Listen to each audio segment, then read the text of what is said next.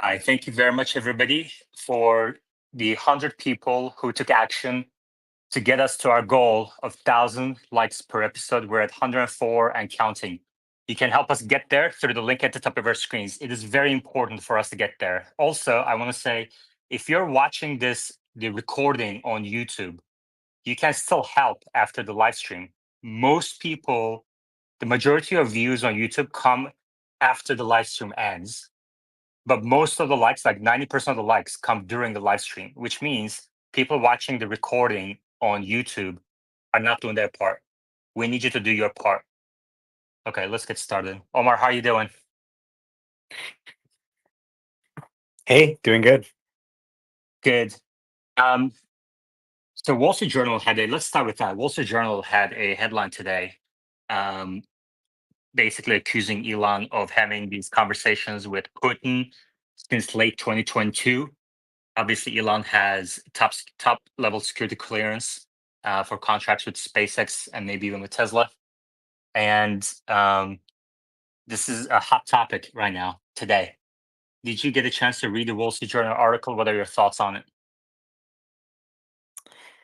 Yeah, I read it. I mean, I'm not too concerned personally. Seems like kind of a politically motivated hit job. When they kind of don't like you, they just say, "Oh, you're evil. You're working with Putin, whatever." I mean, his actions of, for example, sending Starlink to Ukraine, challenging Putin to a fist fight, etc., suggests that he's not just you know, having some alliance with Putin or something. If you remember when Trump was elected in 2016, they said, oh, well, he made a secret deal with Putin to steal the election. Putin actually had a video of a Russian prostitute peeing on him. And that's how he blackmailed him into, stealing the election or something. And then they actually looked into it and they're like, yeah, that actually didn't happen. We couldn't find any evidence of collusion. So whatever is going on, to whatever extent they talked, I'm sure there's nothing evil going on.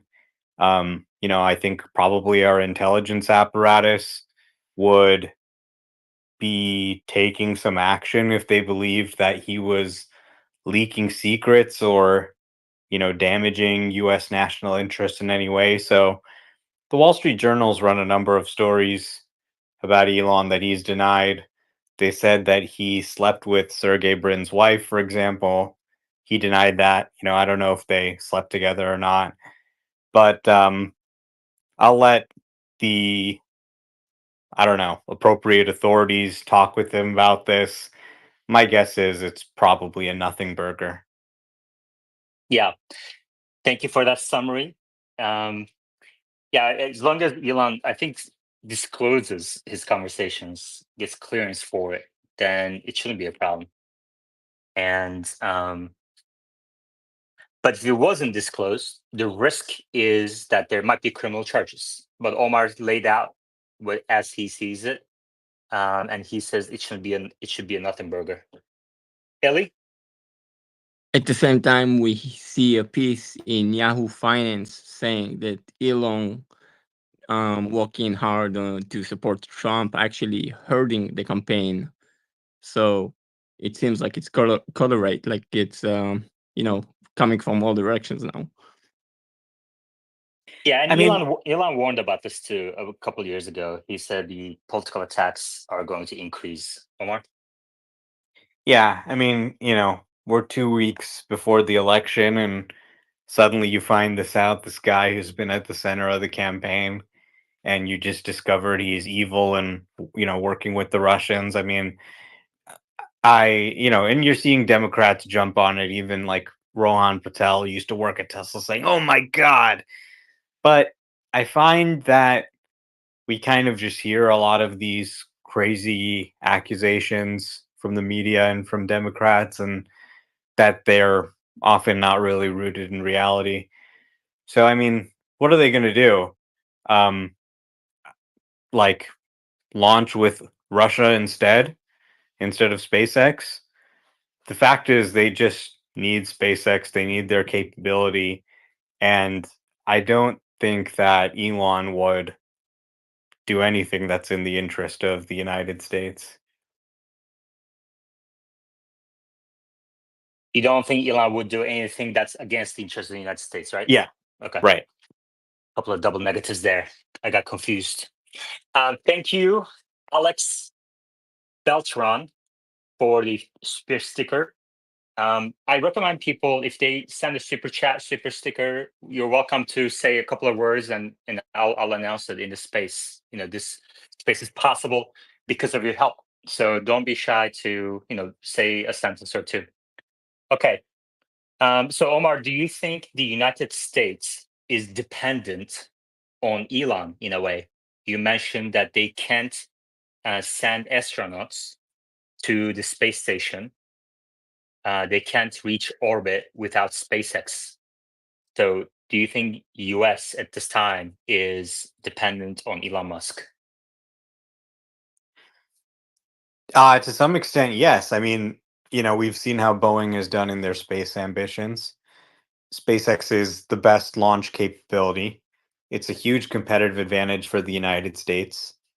The Starlink communication constellation, which can do now with the new Starship, they're going to be able to do 1 gigabit anywhere on Earth. They're also launching a US military satellite network called Starshield, which is going to be instrumental to our national defense. So, yeah, Elon Musk is really a key strength for America. I mean, this should be obvious.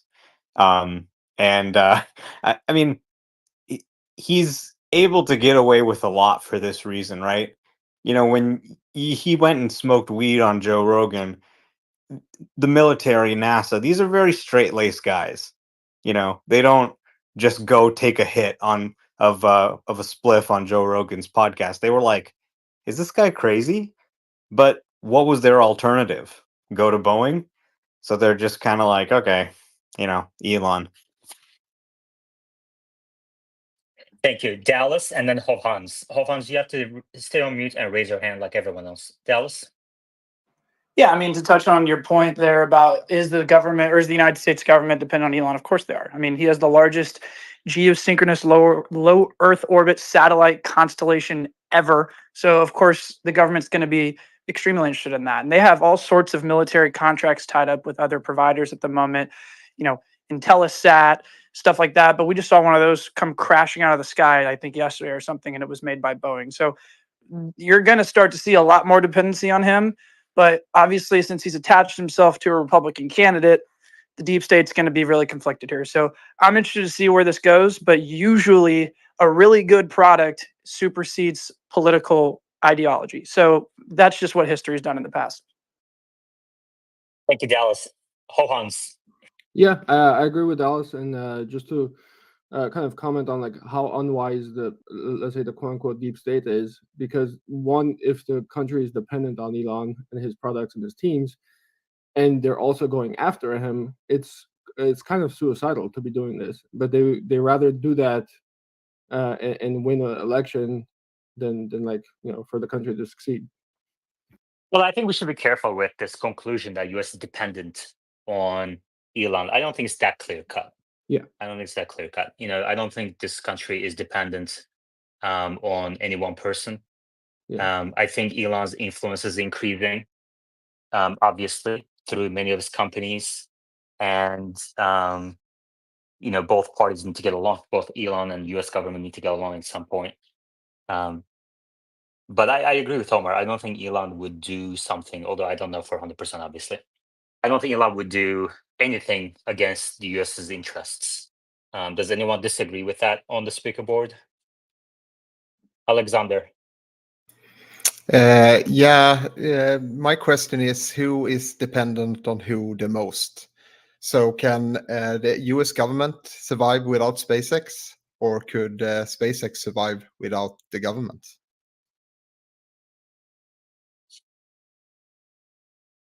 I mean, SpaceX wasn't around until about, in this capacity, until about a few years ago, where it's sending Americans to the space station.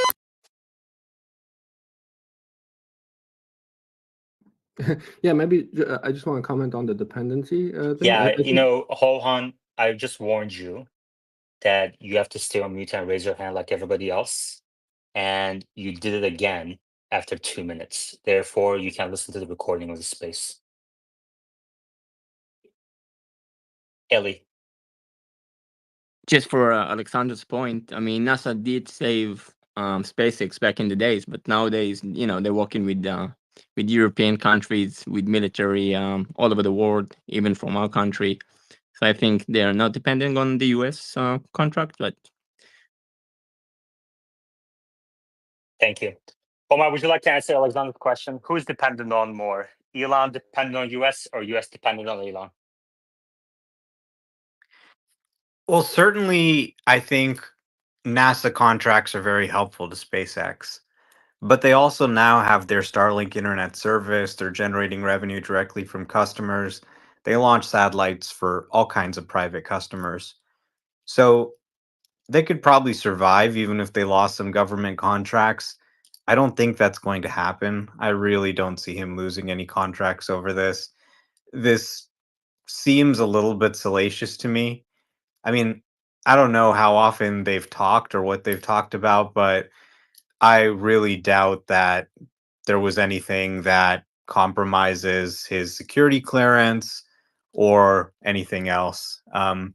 This strikes me as just kind of an election related thing. Elon is obviously, sort of really inserted himself into this election. And this is kind of one of the favorite arguments of the left is, oh, they're Russian in some way. They're working with Russia. But his actions tell a different story. If he was friends with Putin and calling him regularly and they were FaceTiming each other until they fell asleep, then he wouldn't be helping Ukraine fight against Russians, right? So there's the story and then there's his actions, which I think tell a different story. Thank you, Alexander. If they lose the government contracts, would that force SpaceX to IPO? No, private capital markets are very enthusiastic in funding them, and they have customers. They're generating billions of dollars of revenue on their own. So private fundraising, even like a bank loan, I'm sure debt markets would be happy, just sort of given the fact that they are generating revenue. They have a unique and differentiated product. So it would obviously not be good for the company, but I think they could survive. Okay. I mean, this is obviously just one article from one source that Elon has repeatedly discredited over time, over the years. And CNBC reported on it too, but they said they weren't able to confirm the allegations on their own. So let's not jump to conclusions here. And let's switch topics, unless if there's anything else. Any other questions, comments on the topic? Otherwise, we're going to switch gears to Tesla. Okay. Bull 2035, did you get a chance to speak? Yeah, I was just going to say, so Elon, I don't know if you read it, Yaman, but Elon's response was that they've done, basically, they've done more bad to Russia than good to Russia, which I think is fine. But I was going to ask Omar, we know anything about the Starlink in Taiwan? Because I don't think they have Starlink in Taiwan. And one of the allegations is that Elon blocked Starlink in Taiwan because of some request by Putin. Yeah, that strikes me as BS. I mean, you can go on the Starlink website and it says Taiwan is coming soon. From what I've heard from people, the issue is just due to local regulation. So, I mean, I don't think Putin would have to ask him. If anything, Xi would probably just make the request himself. Tesla has significant business interests in China. If Xi Jinping made a request like that, he'd probably have to weigh it on Tesla's business in China. But I think that they will actually launch in Taiwan, and they'll make Starlink available all across the world. So I, you know, I don't know if that's true or not, but according to their website, they do plan to launch in Taiwan. Bull 2035.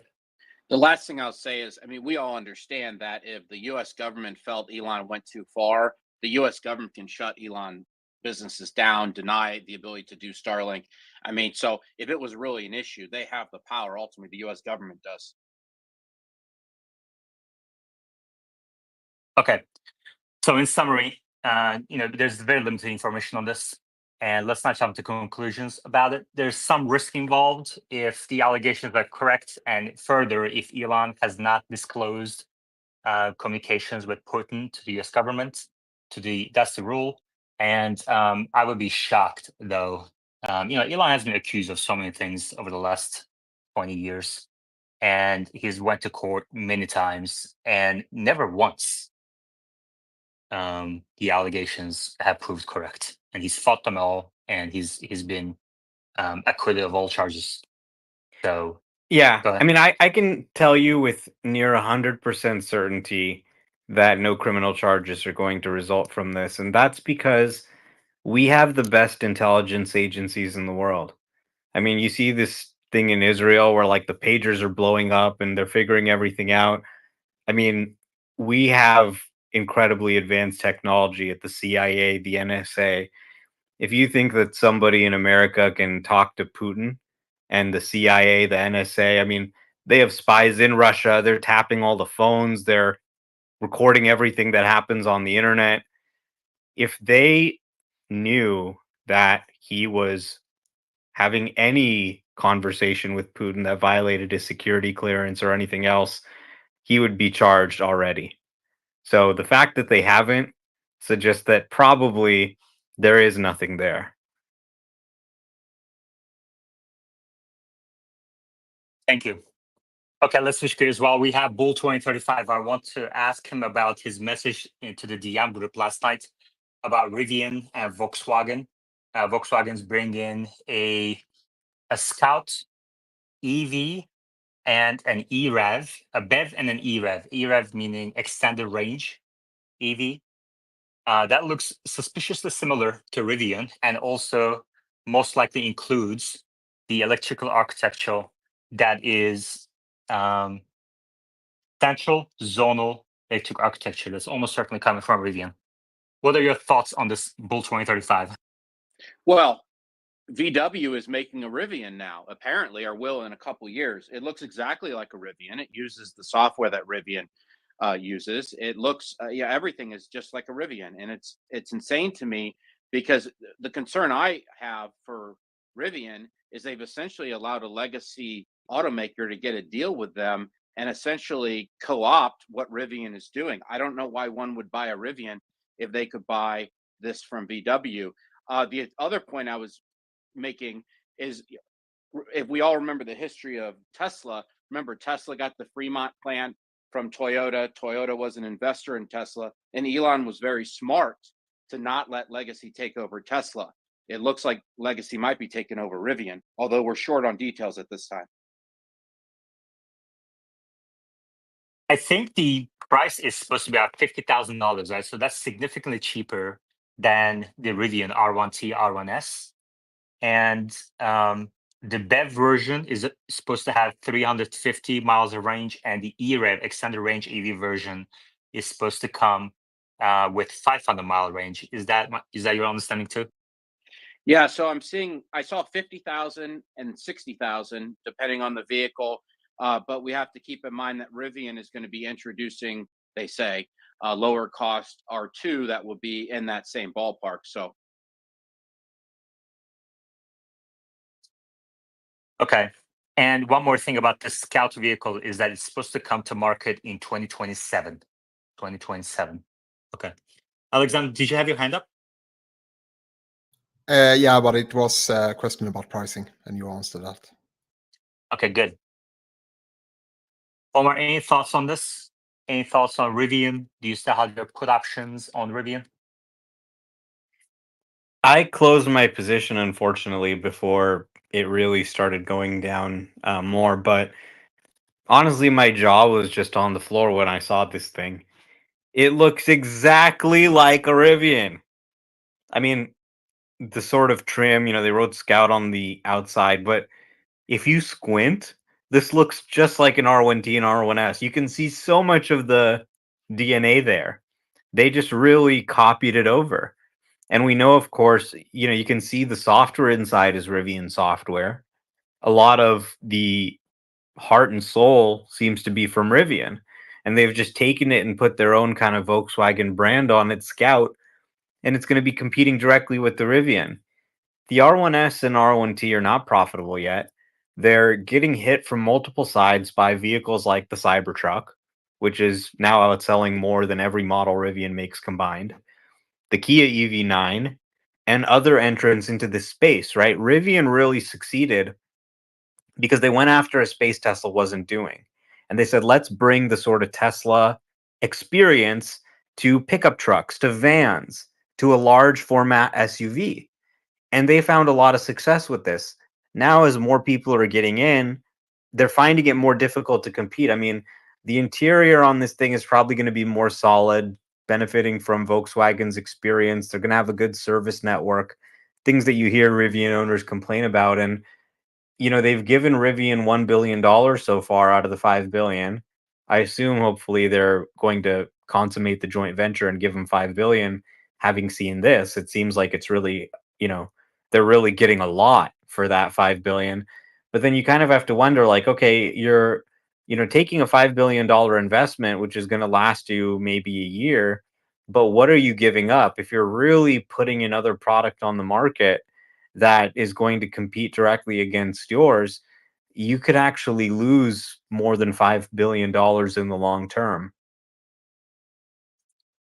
We have a lot of hands. We're going to continue with this discussion on Rivian. Earlier, we discussed the Wall Street Journal article about Elon and Putin.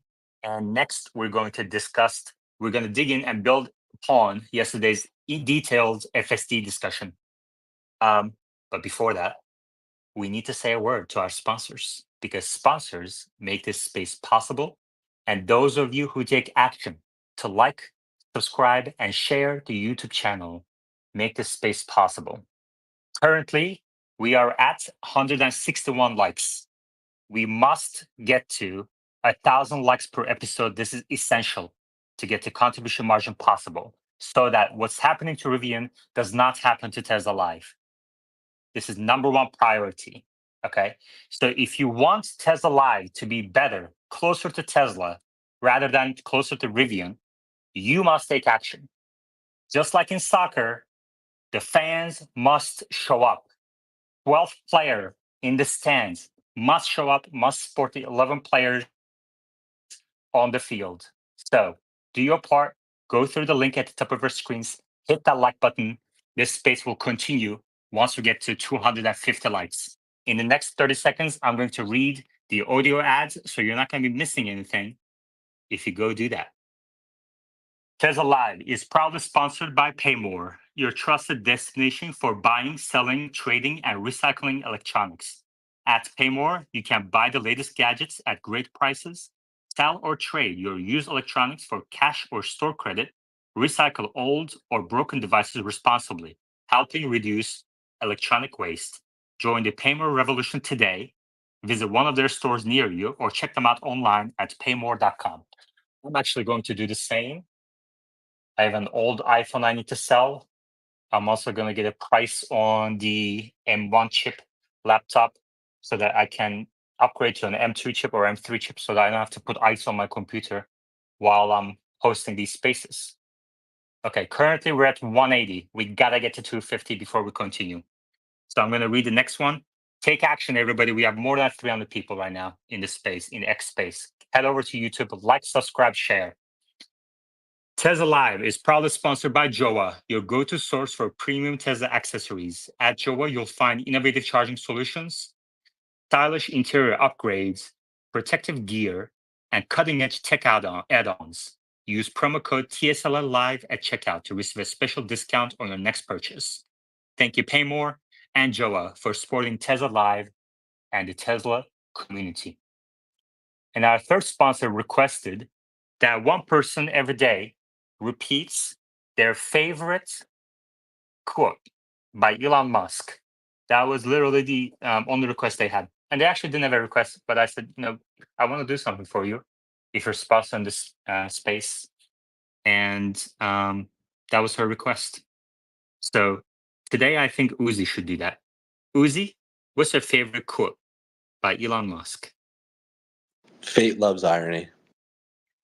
Fate loves irony. Okay. That is Sabrina Buck. Thank you, Sabrina, for sponsoring Tesla Live. All right, let's see where we are, guys. 191. We're going to wait until we get to 250.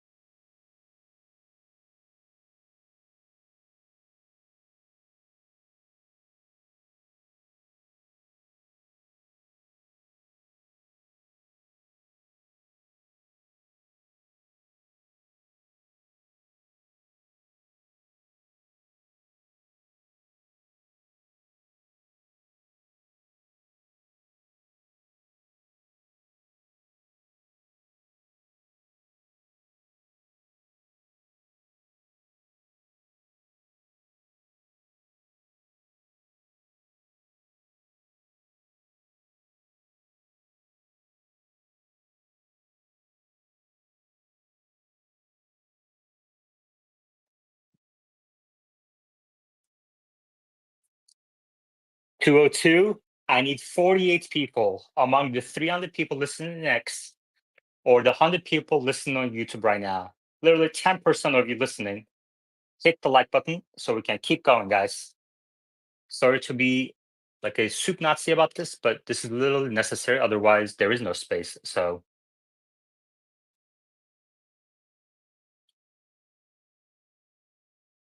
we can sit in silence, look into each other's eyes, whisper sweet nothings. I mean, if that's what you want, I can sing you a Turkish song. Uzi says no. 211.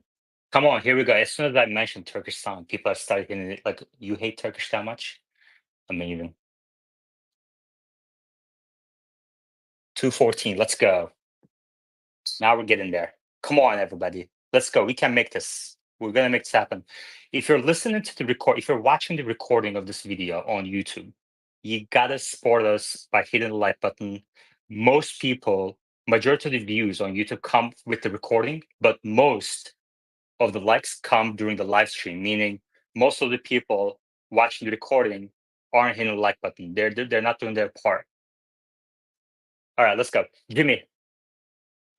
Yeah, I was going to talk about this Rivian 500 billion, or what is it, 5 billion investment joint venture. This isn't a bad thing. This is great for both of those companies that need each other because one, Rivian can't get up to speed with Tesla. They can't do it by themselves.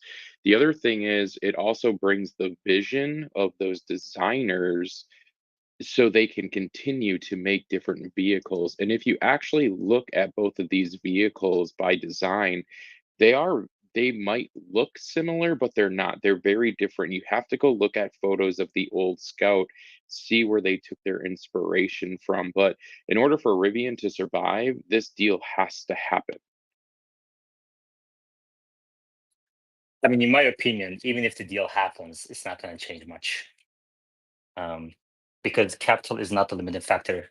The fact is, Rivian raised just as much money in its history as Tesla raised in its history. Look at where Tesla is, look at where Rivian is. Tesla is an $850 billion company heading back towards $1 trillion versus Rivian heading into bankruptcy. So capital is not the issue, is not the limiting factor. No, I but like it does open up access to lower costing parts, lower costing manufacturing, which could keep them around for longer. It's just going to take them longer to get to where Tesla is if they can avoid that bankruptcy. And VW brings that as a add-on to the table. Hey, we can manufacture this stuff cheaper, which would then get you more profit.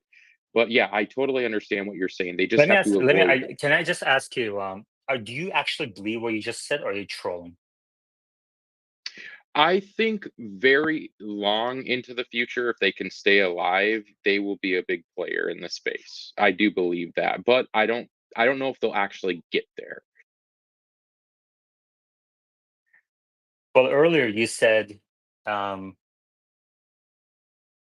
Rivian will get to where Tesla is. It's just going to take longer. So you actually think Rivian will get to $850 billion market cap?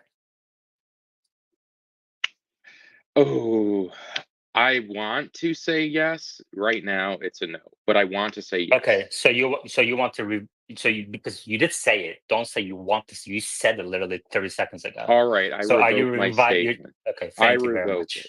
Thank you. I appreciate that. We really want to ensure quality here. Alexander.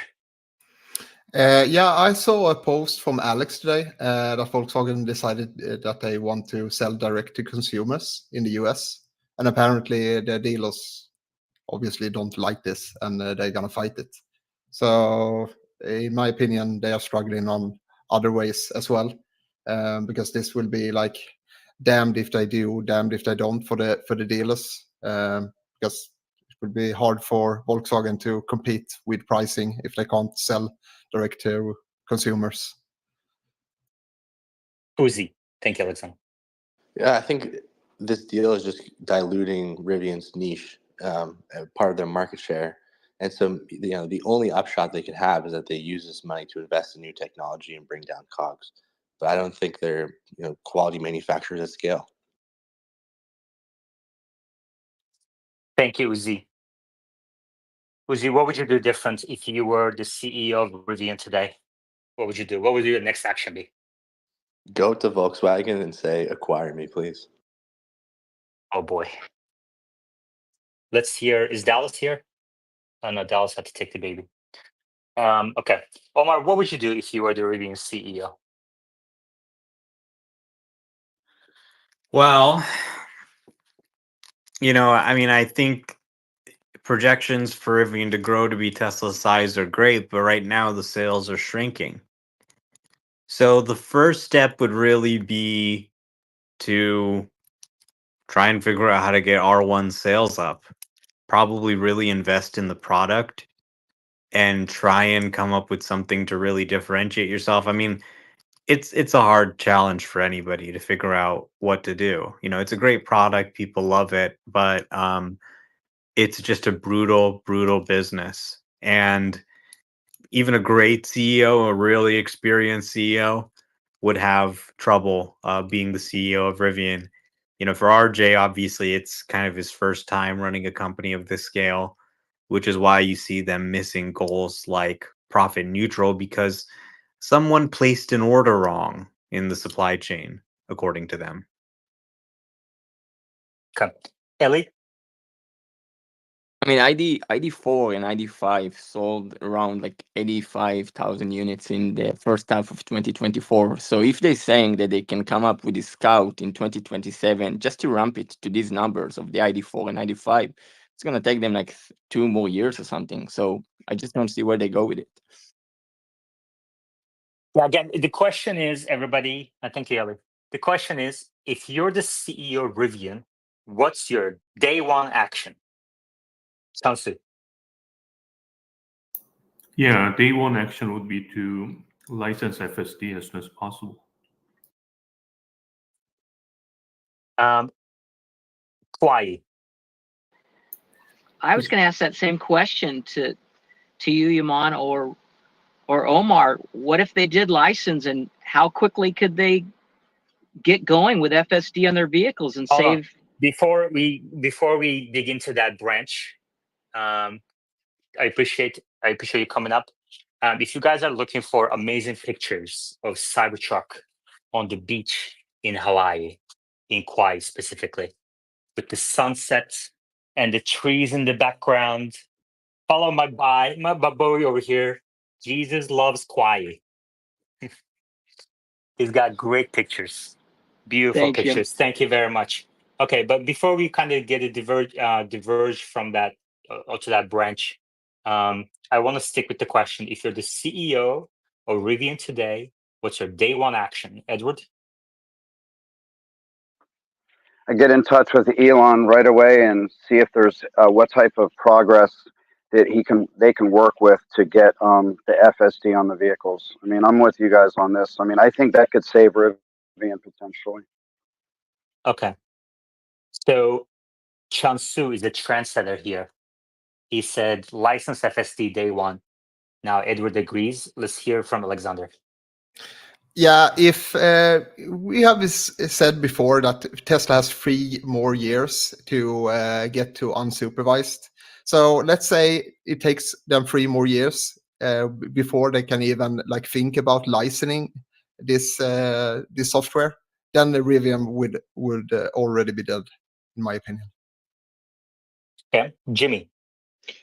The CEO of Rivian, on day one, I look at what we've done and I go in and I gut everybody out of the company and I say, why are we still not making these margins? And then I go seek everybody else in the world who can do this and get us up to speed. I would take the Steve Jobs approach for this, where you go in and you gut everything and then you find the right people for those positions and you start ramping up your product. Exactly. I agree with you. I mean, RJ needs to get out of the gym and gut people. Do what's necessary at the company. He's lifting too much. You can afford to lift a little less weight, RJ, and cut some weight. If you're the CEO of Tesla, the audience, let me know in YouTube live chat what you would do, your day one action. You can take a couple of lists if you want. Day one, here's what I do first to make sure Rivian survives. Okay, so if you're on YouTube live chat, let me know in YouTube live chat. I'm going to be reading some of the good comments. And if you're on X, you're welcome to reply to the space with your answer. Let's hear from, before I go to Omar, anyone else who would like to put their 2 cents in? Uzi? Yeah, maybe he should become the anti-Elon and go woke, and then really start posting on X about You it. should go on Kamala Harris's platform. Yeah, that is post on Pennsylvania. I mean, that that's not a bad idea. Actually. Omar. Yeah, they're losing money on every car they sell on a gross margin basis, and then they've obviously got substantial operating expenses as well.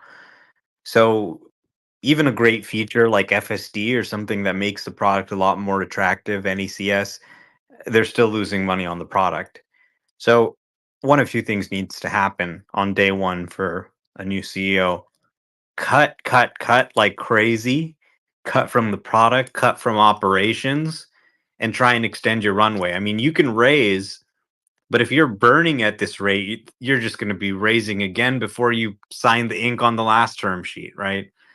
And then the second option, the kind of easy option, would be go to Oliver Bloom's office and say, look, I want you to take a controlling stake in Rivian, but I want assurances that we survive as an independent brand for at least X number of years.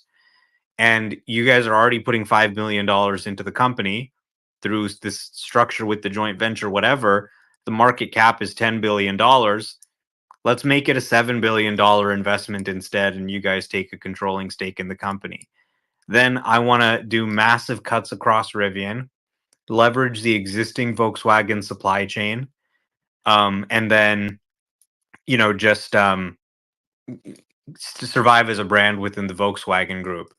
Then they bring in their people. They can look at this. They can say, oh my God, what the hell is going on here? Try and fix this, fix the factory, maybe produce it in one of Volkswagen's other factories. That could be one of the easiest strategies for management to execute, and one that would possibly maximize the chance of survival. And I think Oliver Bloom is kind of circling around them a little bit with this equity investment. He wants to be in a position where if they do poorly, I think he's there to maybe talk with them. But that might be the easiest action for management. Thank you, Omar. Who wants to critique that? Anyone on the board? What do you guys think about going to Volkswagen? for a control to sell a control stake? Sansu. I don't know, Omar. Volkswagen is struggling themselves, so I don't know what kind of help they can offer Rivian. Jimmy. To that last question, this is why they're making the partnership, is because they need to help each other out. Volkswagen can't make EVs, Rivian can. Volkswagen doesn't make software, Rivian does. This is a good partnership for them. Does it work or does it not work? Only time will tell, but they need each other because right now, what both companies are doing isn't working. Okay, I'm going to go to the couple of hands on the speaker board. Before that, let's get some comments from YouTube live chat. Neil says, simplify design on vehicles. Less parts is better. No flashlight in the door. Okay. Flagship EV says, sleep on the production floor. Yeah, has anyone seen RJ sleeping on the production floor? Flagship EV also says, stop all advertising. Brandon says, the sad reality is that Rivian couldn't get their costs down. They will go bankrupt and get bought out. Neil says, layoffs and get rid of middle management. Very high quality replies in YouTube live chat there. I appreciate that. Hustle Town. Omar's spot on, but instead of Oliver Bloom, I'm going to Elon probably. I'm talking to Elon saying Tesla can't make all the battery electric vehicles in the world. Let us help. Elon's already laughing before you finish the pitch. Yeah, Hustle Town, I guess my pushback to that is, why would Tesla help Rivian? Why would Tesla, like, what does Rivian have to bring to the table? So with the VW deal, I suppose they have this central zonal electrical architecture that VW can port into its own vehicles. Tesla doesn't need that, right? I mean, Rivian basically copied Tesla on that front. So, Hustle Town? Rivian doesn't have anything that Tesla needs except for Tesla to solve the mission, right? Accelerate the transition to a sustainable energy economy. Rivian does have a brand name. So what they could do is help them with all of these issues when it comes to manufacturing, right? They're not going to pose any significant threat to Tesla, especially when they start ramping up to 8-10 million units a year. They're not going to compete with them on a software basis. What they can But do see, is you can't just come to the table and say we want to help. You also have to have a concrete way that you're offering you're going to help the company. And you agreed at the beginning of what you're saying that Rivian does nothing better than Tesla. They have nothing to offer to Tesla. So how are you going to help? I understand they want to help, maybe, right? Maybe there's a willingness to help transition the world to sustainable energy, but where is the ability? Let's they go just have. to Oh, okay, Edward. The problem with Rivian is they don't have the vertical integration that Tesla has. And the only way they can get to positive gross margins is vertical integration. So I don't know how they could work with Tesla to make that happen, but that's the reality of it. And that's why the other companies can't do it either, because they're buying parts and then buying a part for 200 when Tesla's making that part for 100. Well, You can't I don't know if compete with that's that. That's I don't know if that's necessarily true, because when Tesla was building the Model S, Tesla wasn't also as vertically integrated as Tesla of today. And Tesla still achieved not only positive growth contribution margin with the Model S, but also positive gross margin and also positive operating margin. So I don't think the level of vertical integration is the problem here. Lots of hands. I love it. Let's go to Bull 2035. Okay, the only way this makes any sense to me from RJ's perspective is if there's going to be a fee paid by Volkswagen to Rivian for each time they use their Rivian software, because then he can maybe have profit, because obviously their cars aren't even gross profitable. If there's not a fee per car thing, this makes no sense, and it's terrible. Okay, we have a lot of hands, so let's keep our short. Uzi. Rivian must go where Tesla wouldn't. Motorcycle. Chansu. Interesting. Chansu. Yeah, is it possible for Rivian to help VW in software? Do you think that's doable? Yeah, I think they are doing that to some extent. I'm sure the central zone architecture that VW is trying to use is in part, a software issue. Jimmy? Yeah, I talked to a lot of successful business owners, and the one thing that I've learned from talking to many of them is you only have to make something good once. Then you can replicate it over and over and over again. And so you don't need other people around. So Okay. Rivian doesn't bring anything to Tesla at all. Okay. Ellie, then Omar. By the end of the day, I think nobody can do what Tesla does. Otherwise, we would have seen other company do it already. So they should just stay as a niche product and try to penetrate the European market with VW, and people might want to buy this niche, nice product. Rivian is a nice product by the end of the day. Okay. And by nobody does what Tesla does, I think Ellie means scale BEVs, pure electric vehicles without any sort of hybrid option, profitably. No company in the world has been able to do that so far, except for Tesla. Omar. The true cost of Rivian is not acquiring a controlling equity stake. The true cost is putting the business on your balance sheet. So if we just look at the second quarter, for example, which is the most recent quarter Rivian reported, they reported a net loss of 1.46 billion. Tesla in the same quarter had $1.5 billion of GAAP net income.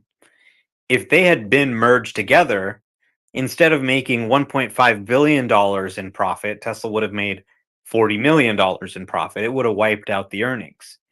So if RJ came to Elon in Q1 or Q2 and said, would you like to have Rivian for free?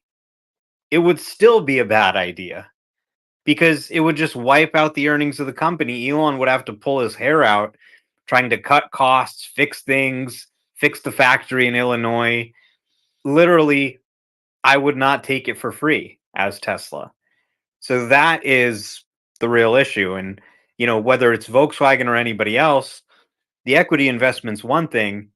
The real thing is going to be running the business. But, if you're another automaker like Volkswagen, if you already have large operations, I'm sure there's synergies that can be made moving things onto the supply chain that they already have. But of course, that type of redesign takes time. In the meanwhile, they're going to be eating the losses. Good. Thank you very much. Okay. 5 minutes. We have 250 likes. In 5 minutes, I want to see 300. If not, we're going to take a pause. So head over to the YouTube channel through the link at the top of our screens. Smash that like button like we've never smashed anything else before. I want that like button falling off because you smashed it too hard. Okay, so 300 in 5 minutes. Jimmy, go ahead. Yeah, does anyone even know what the demand for these two vehicles are? Like, what's the demand? Like, just because you can build it doesn't mean people are going to go buy it. 6,000 units in the third quarter, 4,000 units of the van for the United States based So on extremely registration low. data. Extremely low. Yes. Well, there's a couple of asterisks there. So one, at this point, I'm pretty sure some people are shying away from buying Rivian because the company is likely to go bankrupt. Okay, so that's one. And then two, interest rates are higher than normal. And what really matters is what is the demand level at a normalized level of interest rate. So it could be higher if the company proves that it's going to be sustainable and if the rates come down. And they will throughout the Also, next year. they say they're having a part shortage in the most recent quarter. Yeah, there's a bunch of things. And then Chansu and Edward and a couple others agreed that Rivian should license FSD. So, I don't think that's an impossibility. If that happens, obviously that puts Rivian on top of every other automaker because FSD is becoming a material part of the feature. And we're going to dig into that in a few seconds further. But you, like, at the end of the day, you need a leader. You need a leader who will fucking lead. Okay? And they don't have that.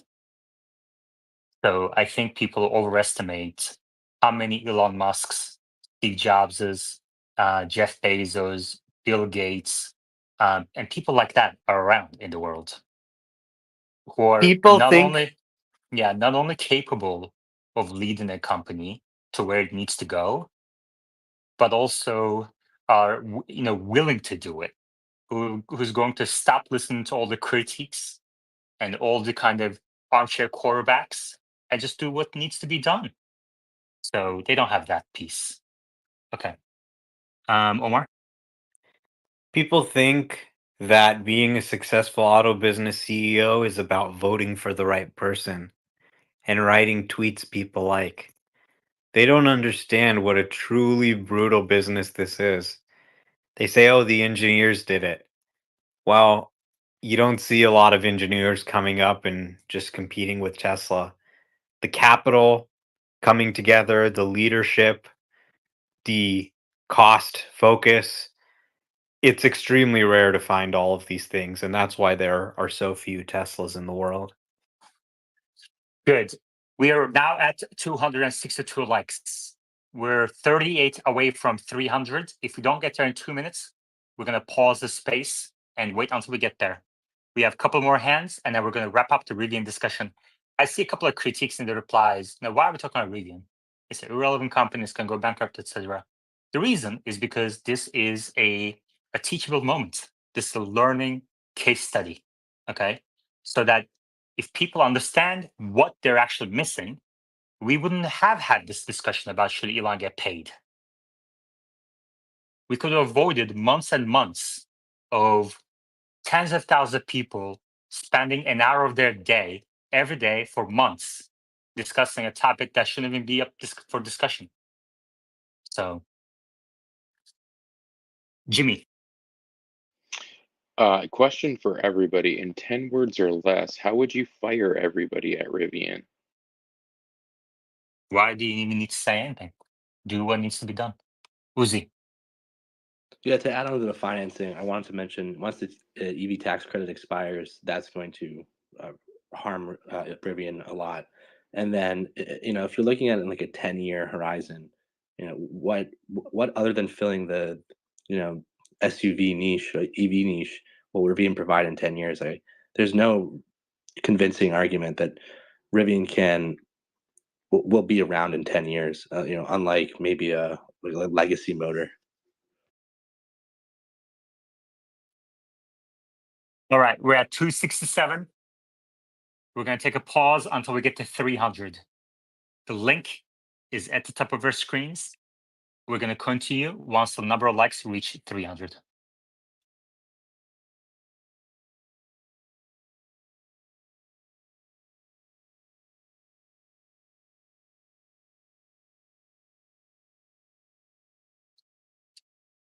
And when I say this, I don't mean the link, like the tweet at the top should be liked. You really need to go to the YouTube channel through the link at the top and hit the like button on YouTube channel. We're trying to grow the YouTube channel, get to a critical mass of 10,000 subscribers, 1,000 likes per episode. At that point, I'm going to scale back on these call to actions, getting people from X to YouTube. YouTube will have feet enough to kind of grow on its own on that platform, and X will grow on its own. But we just have to get the critical mass. It's a hustle. We got to hustle to get there. 274.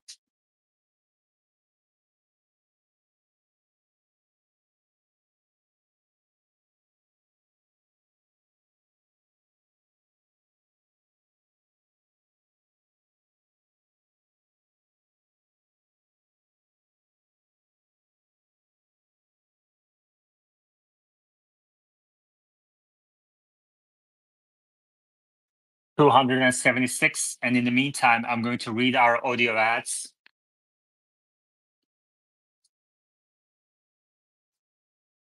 Tesla Live is proudly sponsored by Joa, your go-to source for premium Tesla accessories. Are you looking to elevate your Tesla driving experience? Look no further than Joa. They offer a wide range of high-quality accessories designed specifically for Tesla owners who demand the best. Use promo code TSLA Live at checkout to receive a special discount on your next purchase. And Tesla Live is proudly sponsored by Paymore. Want to turn your old devices into cash? With over 100 stores nationwide, PayMore makes it easy and secure. They believe that the best technology doesn't have to come at the cost of our planet or your wallet.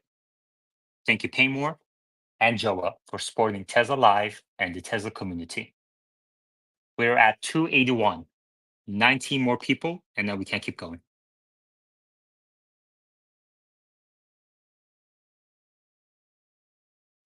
If you have already liked it and you're just frustrated with other people not doing it, what you can do is subscribe to the channel, share the video, ask your followers to like it, engage with others in live chat. The conversation in live chat on YouTube is continuing.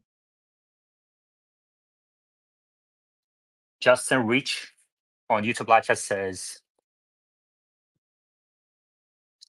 I'm not going to read that. Habib says, can you repeat what Elon was saying in the earnings call about how many parts they have to reduce to cost to save on the COGS? I mean, he refers to a game of pennies. I'm not sure what the specific comment he made was. Does anyone know?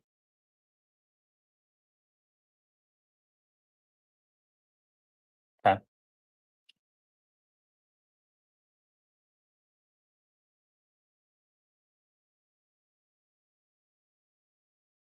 Where are we at? All right, let's keep going. Uzi, did you get a chance were you here for the FSD discussion yesterday? No, I don't think so. Did you get a chance to listen to the recording? Unfortunately, not. Okay, what's your excuse? I was watching football with my friend. Let's say it again. Football with my friend. Okay. All right. Well, we're going to talk about FSD, so let's move you down to listener. Alexander, you listened to the recording you said in Europe at your Yes. time zone. What did you think of the discussion? Yeah, it was great. I learned a lot of stuff. I haven't even considered context token window stuff to have 30 seconds more memory. That was actually pretty interesting. Okay, so what was your key takeaway about the context window? Well, as it stands now, as I understand it, it runs on 60 FPS per second. And obviously you only have the compute to sample all those frames for 5 seconds. But the suggestion was to run the frames at 60 FPS for the first 5 seconds and then increase or decrease the frame process to 6 frames for the remaining 25 seconds to reach a 30-second context token window. Okay, thank you. I'm gonna get back to you. Let me get Edward's hand. Edward. No, I was just going to explain the FSD thing that I was talking about, if you don't mind, about saving Rivian. It wasn't just because signing them up. If they can actually put the vehicles on the network, they can produce as many Rivian trucks as they want. They don't have to worry about selling them. There'll be plenty of people who will rent them and drive them around all over the country if Elon will allow that to happen. And then everybody benefits. 30% to Tesla, 20% to Rivian, and 50% for the driver or something like that. Yeah, I mean, I agree. I think if Rivians had FSD, obviously that would be a plus for the demand and the company and their brand, etc. But at the end of the day, the product on the hardware side need to be financially sustainable. And I don't know if FSD at this point in time has the take rate to make that happen for Rivian. Like, if it's one thing if FSD was perfect and you could go to sleep in the driver's seat, I think that would be enough to save Rivian. But the software is not there, and I don't know if it's going to get there in the next year or two. Okay. I mean, Rivian is not going to have a competitive advantage on FSD. At the point that they have it, it's going to be available to everybody. So it's not going to be a unique selling point. When we do have autonomy, what's really going to matter is who can deliver the lowest cost per mile. Now, when you want to price at cost per mile, you can't just sell at a loss like Rivian is. You have to, factor everything in. They're not going to be able to compete with vehicles like the Cybercab.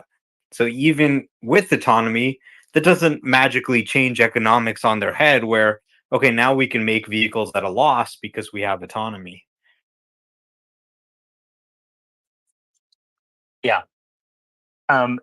Just to push back a little bit, I don't know if we discussed in previous spaces that Rivian has the best software capability except for Tesla. And I mean, do you think legacy automakers can incorporate FSD as easily as Rivian? Yeah, I mean, maybe, give or take a couple of years, but it's not a unique advantage that they have, right? They don't have any special access that others couldn't have. At the point where it's available for Rivian to license, it'll be available for anyone to license. So consumers won't look at that as a factor when deciding what vehicle to buy. Okay. Joel?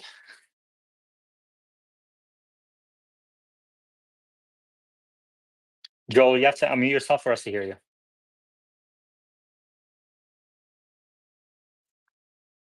Okay.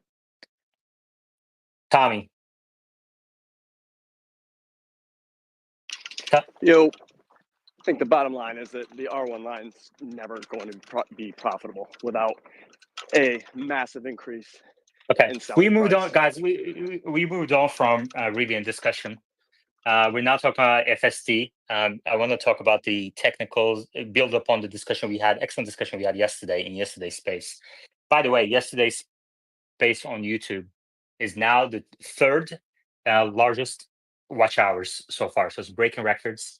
And I highly recommend people watch yesterday's episode on YouTube, and especially the second half of it.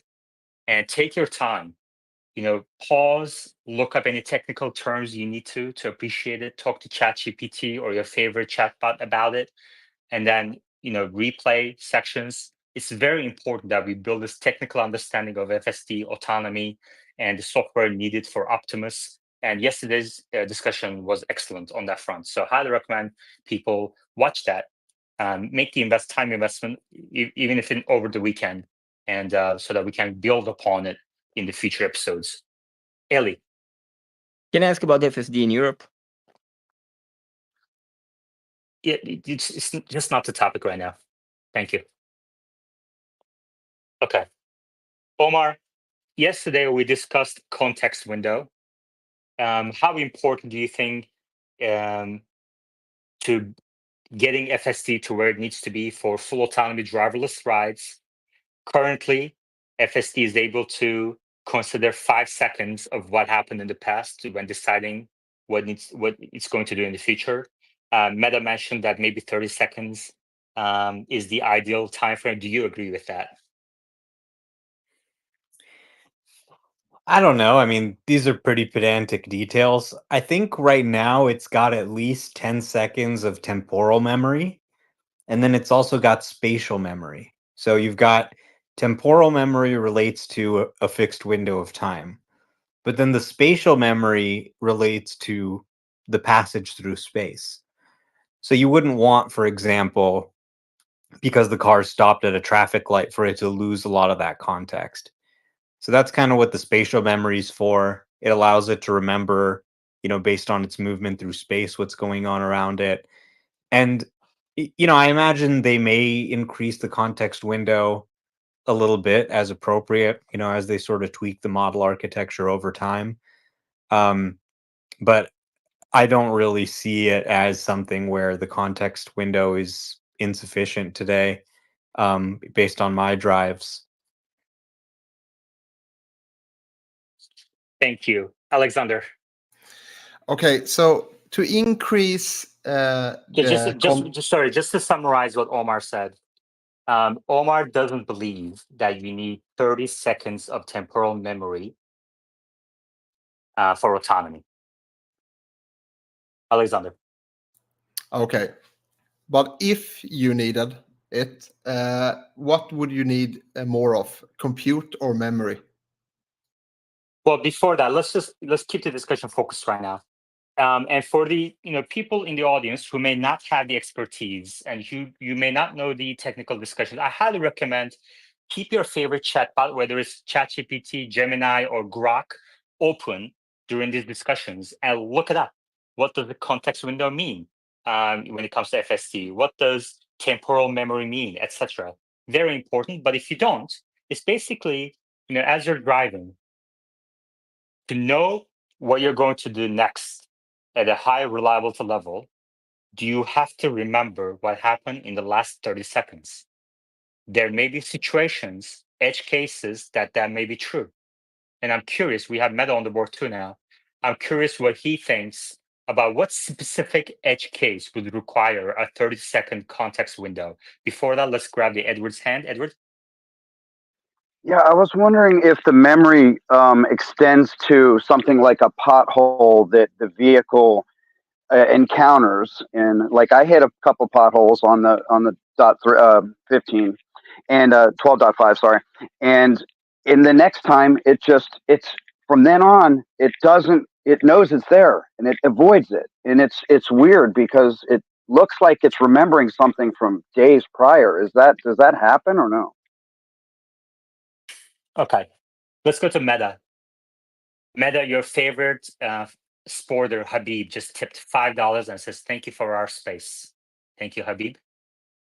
Meta, are there any, first of all, would you like to answer Edward's question? And then secondly, what is an edge case? What's an example of an edge case where you have to remember 30 seconds of what happened? That's a fair question. First, I also just want to ask Omar, and we can do this afterwards as well, why he thinks there's 10 seconds of temporal memory. My understanding is that the last release notes we've seen on this only refers to 5 seconds. And then recently on the call, Ashok mentioned maybe an increased frame rate for hardware 4, but I don't know what that actually is. In terms of the example where you might need 30 seconds of memory, it's not just purely about what you remember right now. It's also when you're doing the training, that's how much that's how far back you're doing your back prop. So an example where you would need this, it's easier to think about how long does it take for you to realize you made a mistake. And so an example where you're on the highway, there's a backlog, you pass the backlog and you go forward and you realize, oh crap, I should have stayed in that lane. Moving over was the wrong decision. It might take you 30 seconds or 20 seconds to realize that was the wrong decision. So if it takes you 20 seconds to realize that it was the wrong decision, then at that moment to learn the lesson, you had to have kept 30 seconds of memory. Interesting point. That makes a lot of sense. So let's say you took the wrong lane, the wrong turn, and maybe it took you 10 seconds to realize you took the wrong turn. Is that fair? Is that a fair example as well? Exactly, yeah. To learn from that mistake, you need 30 seconds of context window during training. Exactly. And you can't, well, unfortunately, you can't decouple what you need during training from inference. Interesting. Omar, would you like to answer Meta's question? And then Lauren. Yeah, so they've given, tech talks, I think, in the past where they've talked about sort of 10-second clips or 30-second clips. And they've said, we train on 10 seconds of video. So that's what leads me to think it's at 10 seconds. So, I mean, you think about this theoretically, if we're building an intelligence that is smarter than a human, then it should be able to remember at least the whole drive, right? Let's say you're walking and there's a big parade and, there's kids in costumes or something. Okay, maybe you want to hold that context for a long time. Obviously, in reality, there's trade-offs, right? You want to also respond quickly. You don't want to dwell on the last 30 minutes or something. Most of the information you need is probably in the last few seconds. And, to the example Meta gave, it can miss turns today and then, fix itself. So it makes the wrong turn, and then the navigation system goes, hey, you went the wrong way. Then it changes the route that's then passed into the model, which without a huge context window can then, get back on the path. So, it's an engineering challenge at the end of the day. You want to make sure it is low latency, it responds quickly, but that it also has the appropriate context. And I could see the context increasing over time, but it doesn't really feel like a critical pain point in terms of my drives. Okay. So maybe another way to say what Omar said, and correct me if I'm wrong, is there are lower hanging fruits today, but maybe in the future, you're going to have to increase context window to 30 seconds to solve some of the final remaining edge cases. Would you guys agree with that? Yeah, I mean, it's definitely one of the factors I can see them tweaking and increasing over time, especially as the model size gets larger. But there's a trade-off in how much you process, right? So is the benefit of the larger context window greater than the cost of processing greater context length? Yeah, to Okay, like very good. to, And to then, go ahead, Brenda. I just want to ground it a little bit, if that's okay, in terms of what the trade-off actually is. Yeah, I mean, that's great. It's just that remember what I said yesterday. Go ahead. Okay, so when you have a context length that is longer, it can cause the reaction time to be lower. So if it was linear, which is not perfectly linear, then if you double the context length, you cut your reaction time in half, and you can see wheel jerkiness come back, or the smoothness on a turn go down, things like that. Thank you. Lauren.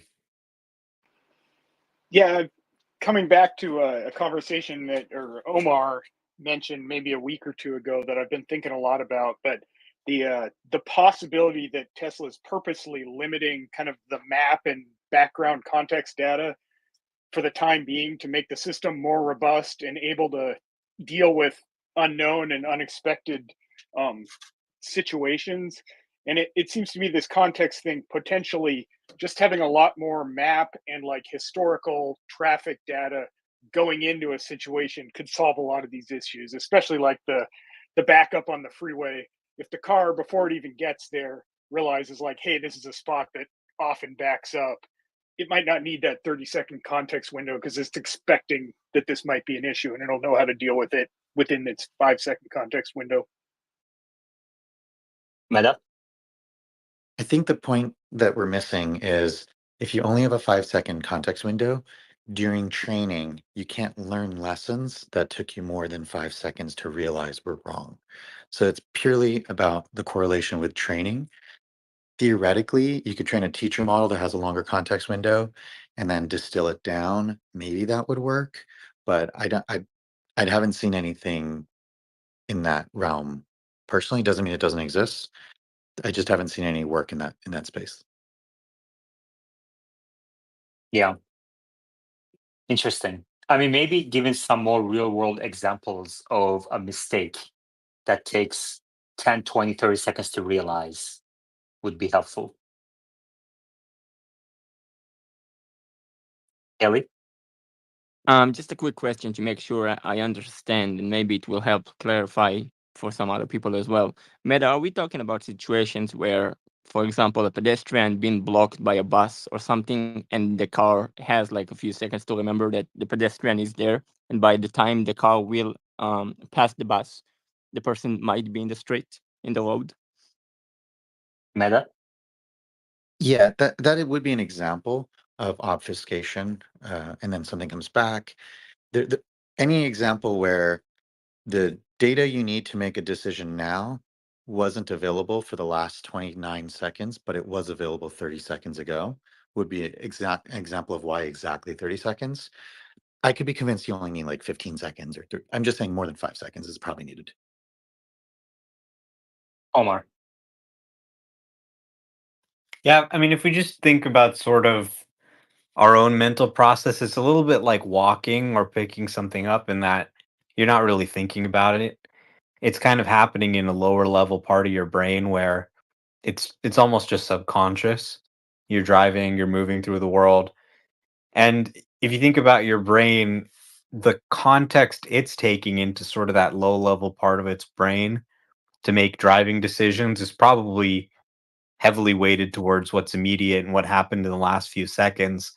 Maybe sometimes if something really strange happens, your higher levels of your brain get involved, but usually it's just pretty reflexive. So this is essentially an engineering trade-off, like Meta explained. They can increase the context window, but then you might have other things that are also bad that result from that. Luckily, Tesla's got a really good chip team and they keep making the inference computers more and more powerful. So as AI 5 is 10 times more powerful, as AI 6 is even more powerful than that, AI 7 is even more powerful than that, the models are going to continue to get more and more powerful. And of course, software advances can also make leaps even within the same hardware profile if they think of a better way to do it within the software. So it probably is something that will continue to improve over time, but it's not something you can really just look at in isolation and say we want to maximize this. You want to have an overall system that is, responsive, has appropriate context, and can make the right decisions. And just based on the drives I'm seeing and how often it's able to do it its own, um, something that requires a longer context window does seem to be relatively rare.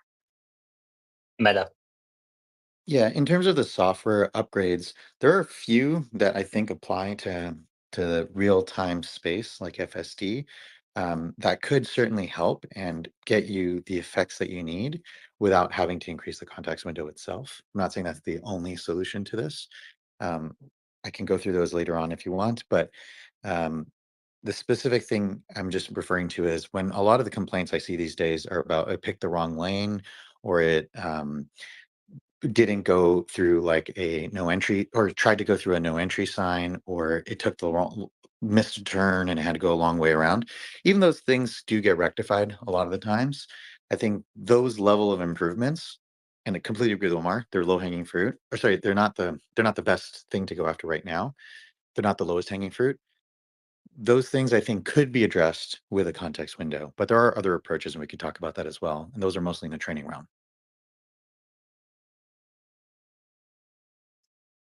Okay. Anything else on context windows? I think we kind of beat that to death here. Bull 2035? Meta or Omar, if you know, is the context window the same for each camera, or is it possible to set up different context window times for camera?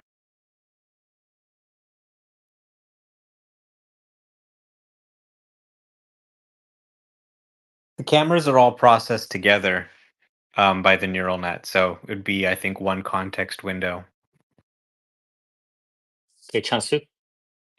Hey, yeah, question is, can you have a variable context windows? So you have a perhaps sort of better sort of another superficial layer on top of the context window to determine the length of the appropriate one? Good question, Meta. Yes, in fact, we saw a patent come out from Tesla a while ago that not only can they downsample differently from different cameras, that's a pretty easy one to do, but even within a given camera, the patent that came out pointed out that they could selectively pick some of the pixels that are coming in and pick them at a different frequency in terms of ISO. So if you sample from the same sensor 10 times faster, it'll be 10 times less sensitive to bright light, as an example. And this is kind of like how our eyes work with cones and rods. So there's for sure differences and approaches in terms of what they can do, and it's purely at a software level without changing any of the hardware. Okay, great. We are at 300 likes. We just hit 300 likes on the YouTube channel. If we get to 500 in the next half hour, we're going to keep the space going. If not, we're going to end it at 2 hours. Okay, so a half hour to go, unless if we get to 500. So hit that like button to keep the space going, everybody. Okay.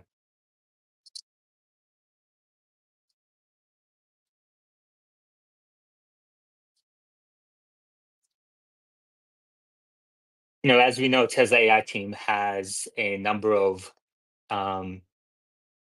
dials that they can use as necessary. Context window is one of them. Inference compute is another, and there are a bunch of other ones. Compute efficiency, sensors, data,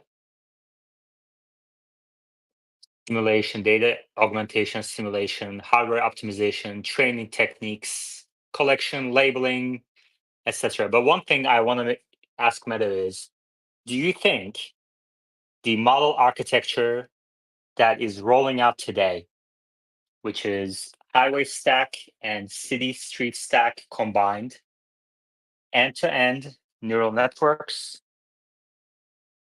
in controlled out, is the final model architecture that's going to get Tesla FSD to driverless rides? Or do you think they will need another tweak? If we're Meta? defining it as, it depends on how you define a tweak. If we're defining context window adjustment as a tweak, or layer numbers as a tweak, or things like that as a tweak, then I would say, no, this is not the final version. If we're saying, will they have to move off of transformers? Will they have to bring in LiDAR? Will they have to change where the cameras are? I think the answer is no. Okay. So my definition is the second one. So you're saying that you're 100% confident this is the sensor suite, 100% confident that if you just get more data and increase inference compute with further variations of the hardware on the car, then Tesla will get to driverless cars. Like they won't need to do HD maps, etc. I mean, one could say, Meta, is that what Tesla had to do on 1010 within the studio, map every single detail for months before the event. That observation could say, okay, maybe HD maps are necessary. What do you think? I don't think we have evidence that they had to map it for months. I think that's a presumption. It's very fair to say that maybe they did have to change the vehicle nose.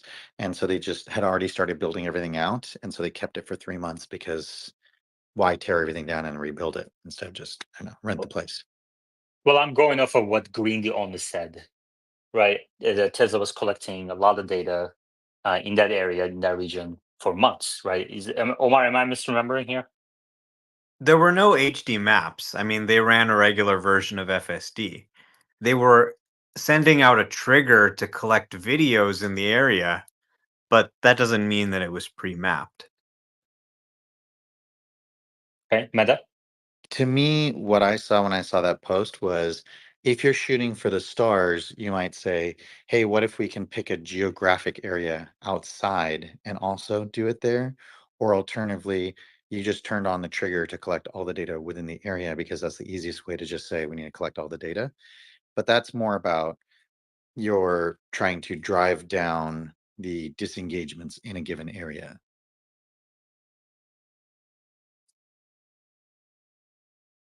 Do you think Tesla can scale what they did in that studio across the nation? Yes, I think if you go city by city, then yes. Now, I'm not saying overnight across the nation. I would also adjust from 100 to like 99% confident because there is always a probability of unknown unknowns.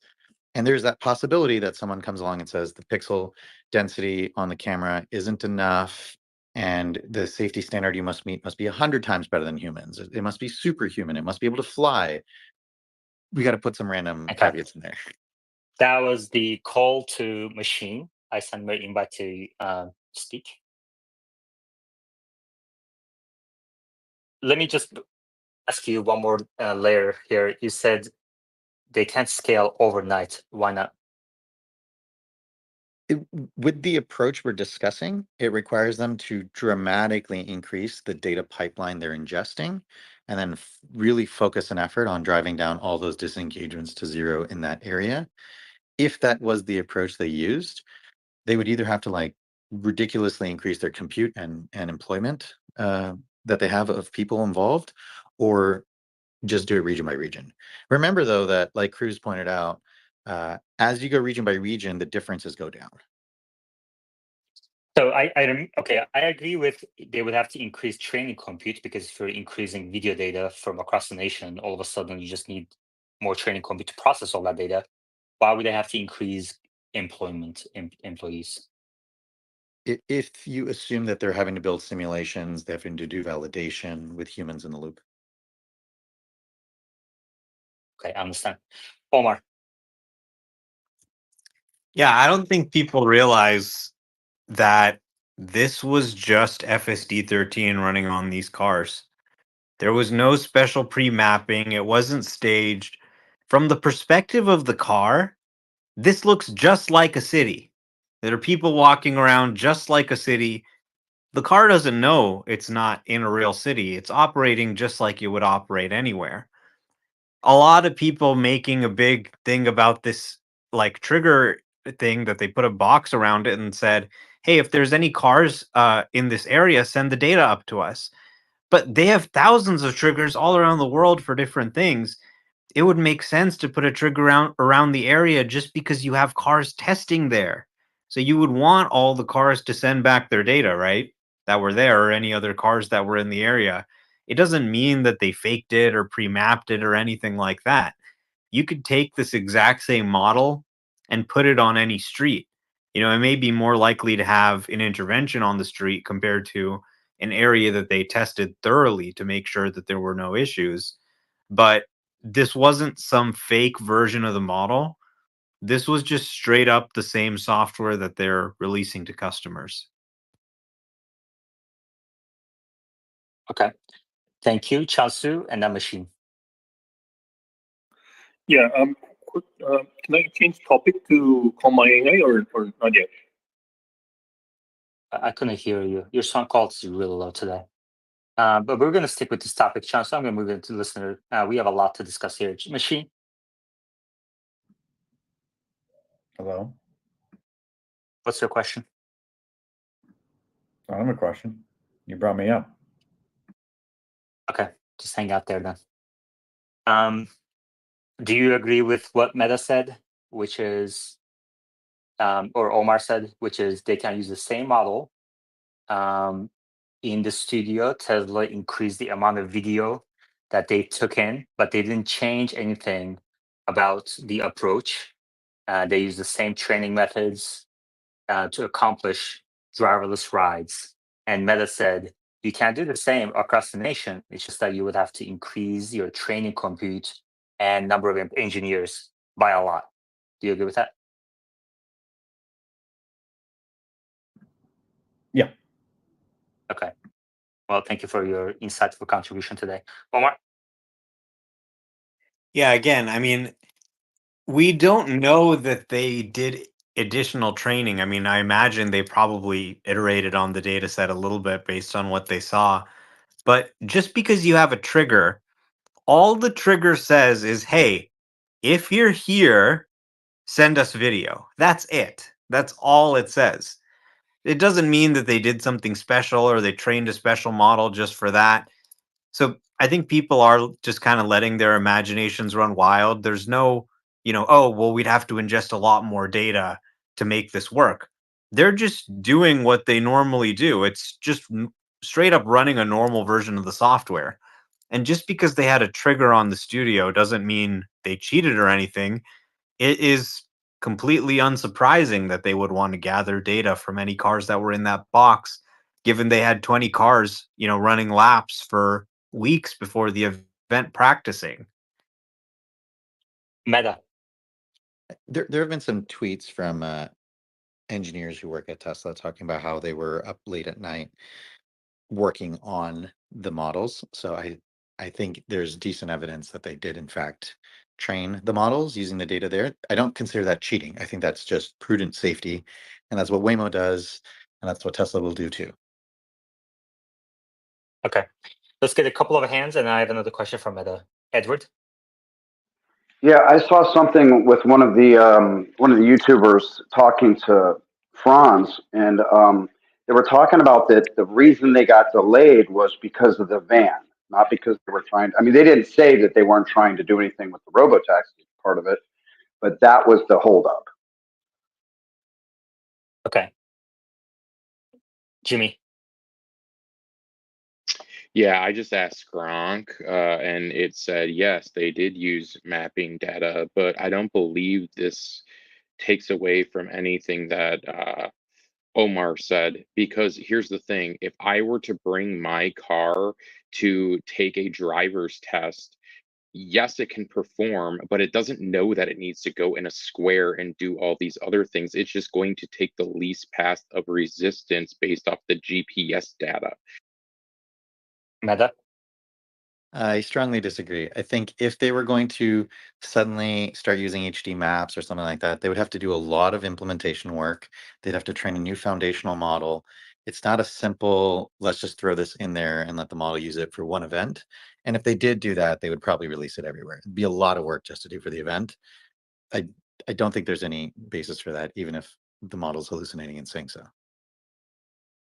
Machine. This is always back to the map argument.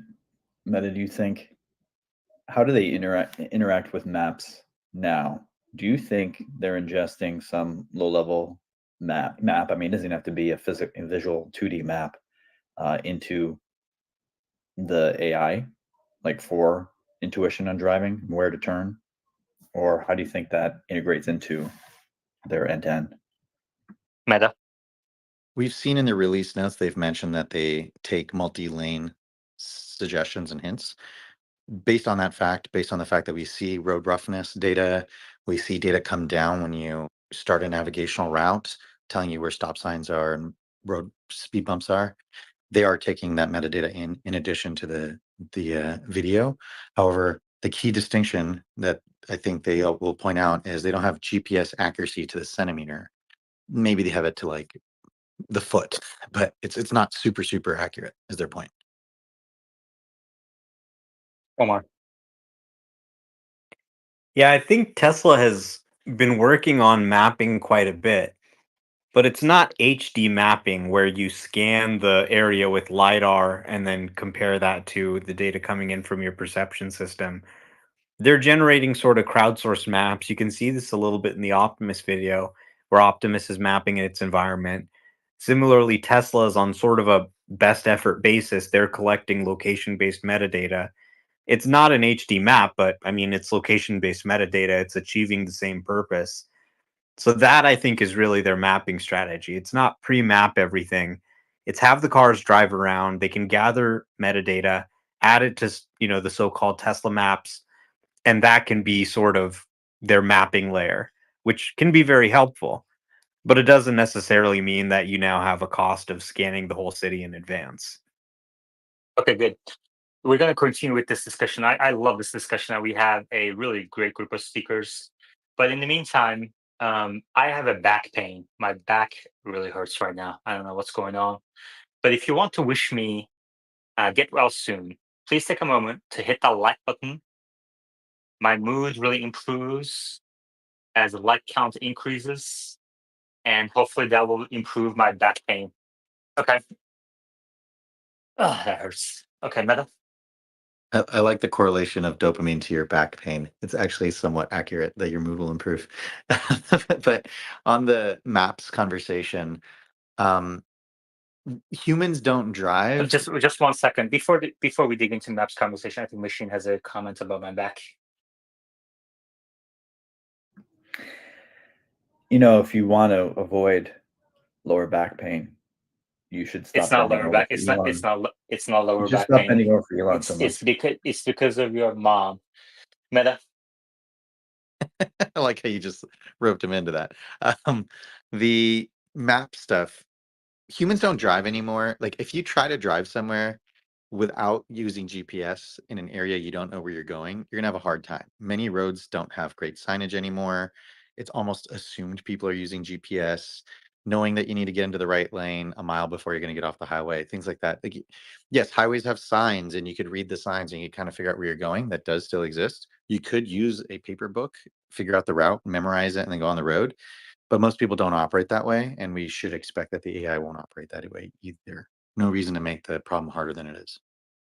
Thank you, Meta. I also just want to say on an unrelated note, and sorry, ChatGPT, for going off a tangent here, but according to ChatGPT's daily feedback that I send over to speakers, that we should be super efficient, and there should be no jokes, and people should be super detailed and technical, and layers of deep conversations.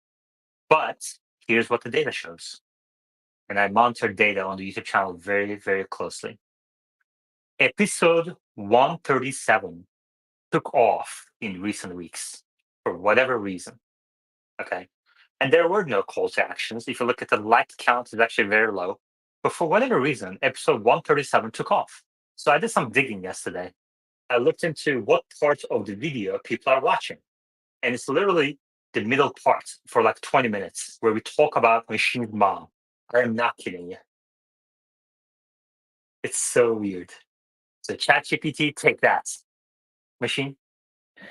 Well, this just shows you the inferiority of ChatGPT to me and sarcasm that other people, leech off of me and my jokes, and they just try to come back at me. ChatGPT doesn't understand how we all really enjoy this dirty behavior.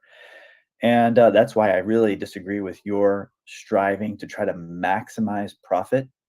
All your employees, their morale is going to go down. We need humor. And you try to, look, that's it, mute, you're limited. Now, this is incorrect. I'm monitoring all data, including employee morale. And employee morale right now is the highest. We have the highest quality of speakers, the most number of speakers dedicated to daily feedback, and Machine's mom jokes. Omar. Yeah, I'm really sorry to hear about your back, Yaman. It's actually funny. I blew out Machine's mom's back last night, so maybe the two of you could get a massage together or something and get that pain taken care of. A mutual massage.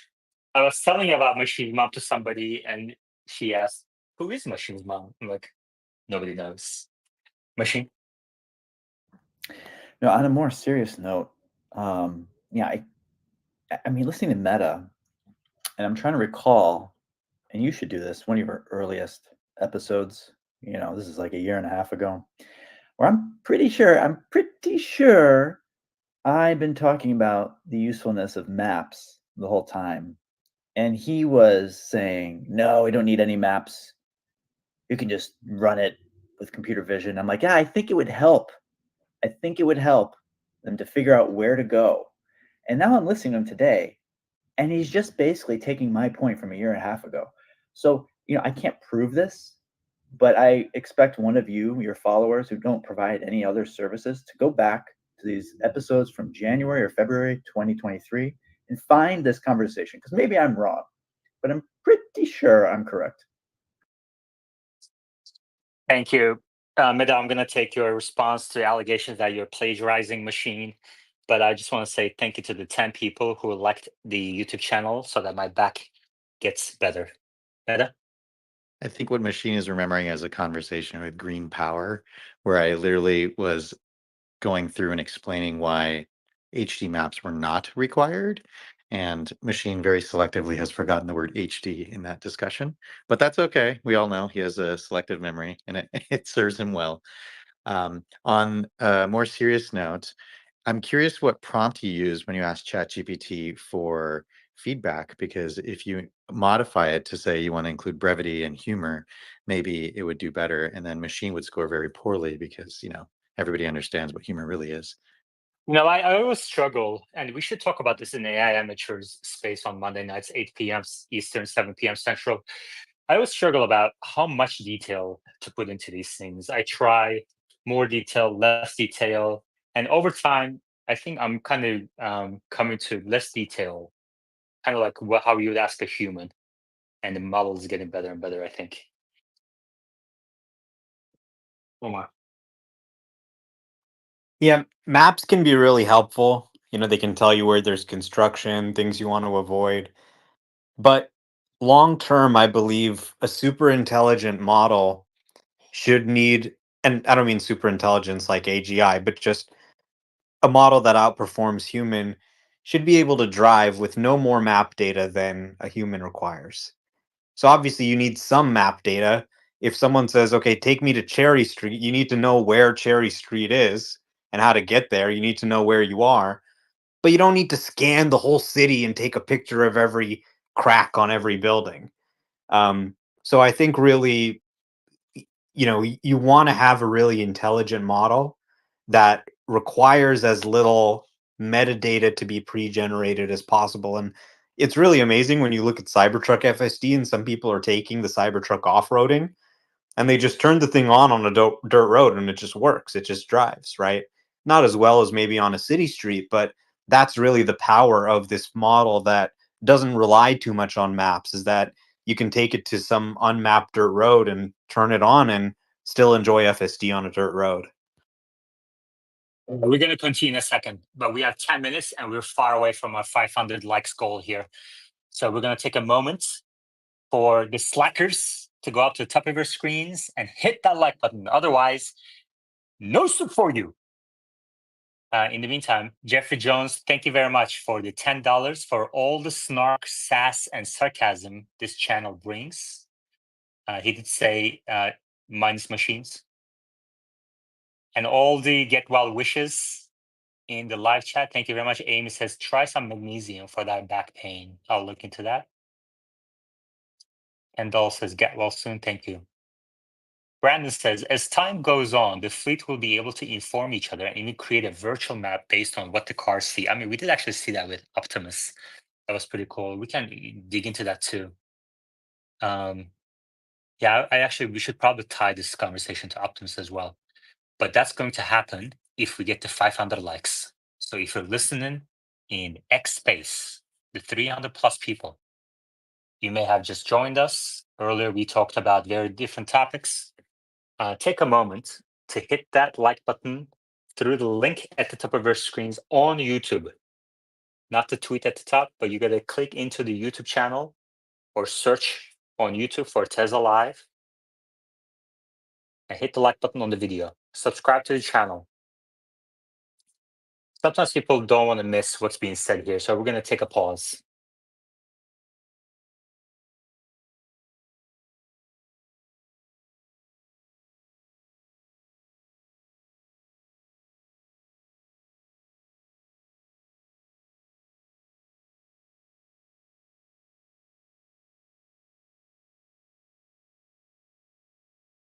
While people do that, Edward is going to sing for us. Edward?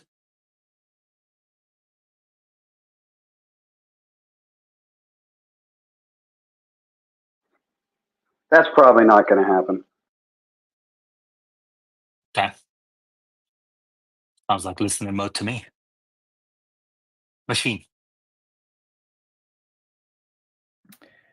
Yeah, I'm just amazed how many people have come back to your space once Tesla had a good earnings. It's kind of amazing. I guess good earnings heals all conflicts. So yeah, we need to extend that forward to all issues in the world. We just need to have positive earnings and go show it to people on the ground, and they can just hug and make up. I mean, this channel is growing pretty steadily, actually, which is, I mean, we did get these bumps at events, like 1010 was a big day. Earnings days are important, obviously, but you can definitely see like the average viewership, likes, subscribers are growing pretty on an even level over time. I know you don't want this space to succeed, but you're gonna have to do more. And I know to beat us. Omar. Yeah, it's interesting tying it back to Optimus because, a strategy of mapping out the roads can work for autonomous cars. Good luck trying to employ that strategy for humanoids. Most of the spaces the humanoid needs to navigate are not mapped, right? There's no map. You're going to have to create the map if you want there to be a map in many cases. So that ability to navigate around a chaotic environment that's not mapped using just vision is really critical for the bot. Exactly. Meta. A couple of things. One, machine is, as usual, confusing correlation with causation. That is the holidays. There's so many things going on in the world. Second thing, I think it's really rich that machine complains about Yaman trying to monetize when we know that if it wasn't for Yaman, machine's mom wouldn't go on many dates. It's very good. Okay, good. Let's see.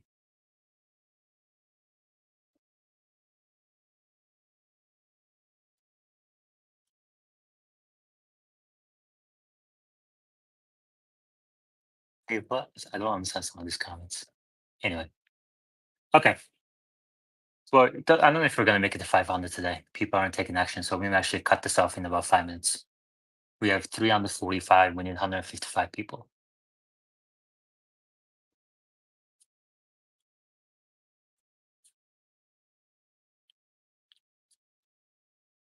Suggestion, you could ask the people that are listening to the recording to like it, and then you could carry those on to the next week. Yeah, people who listen to the recording need to step up a little bit. JR asks, I'm a bit behind. How far is the Wall Street Journal article discount? It's at the beginning. We discussed the Wall Street Journal article in the first 20 minutes of the space. If you listen to next, you can go back, rewind, even during the live stream on YouTube. The link is at the top. Drew Sol just tipped $2, Meta, for your joke. That's the first.